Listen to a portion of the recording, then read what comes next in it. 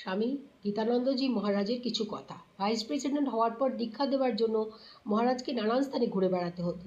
স্বভাবতই ভক্তেরা মহারাজের সুখ সুবিধার দিকে নানান রকম নজর দেওয়ার চেষ্টা করতেন। একবার একটি আশ্রমে যাবেন, কয়েকজন ভক্ত গাড়ি নিয়ে এসেছেন।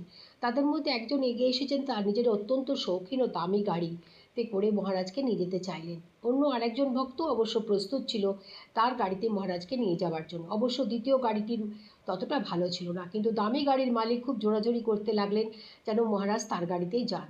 মহারাজ কিছুতেই সেই গাড়িতে উঠতে চাইছিলেন না। যাই হোক, বারবার বলায় শেষ পর্যন্ত উঠতে হলো, কিন্তু বোঝা গেল যে তিনি একটুও খুশি হননি। কিন্তু একটু যাওয়ার পরে সেই গাড়িটির সামনের চাকা খারাপ হয়ে গেল। চাকা পাল্টাতেই ভদ্রলোক তখন ব্যস্ত হয়ে পড়লেন।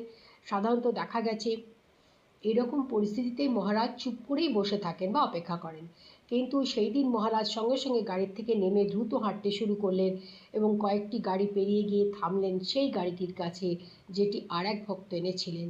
কিন্তু সেই গাড়িটি ভালো না হওয়ার জন্য যাতে মহারাজকে আগে উঠতে দেওয়া হয়নি।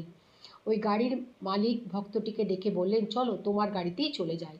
সেবকরা দৌড়ে এসে বললেন, মহারাজ এই গাড়িটা ছোট, আপনার কষ্ট হবে। মহারাজের দ্রুত জবাব ভেসে এলো, তাহলে তুই ওই গাড়িতে যা, আমি এই গাড়িতেই যাই। মহারাজের এটাই ছিল জীবনব্রত, কোনোভাবেই অনাবশ্যক বিলাসের তাকে তিনি প্রশ্রয় দেবেন না।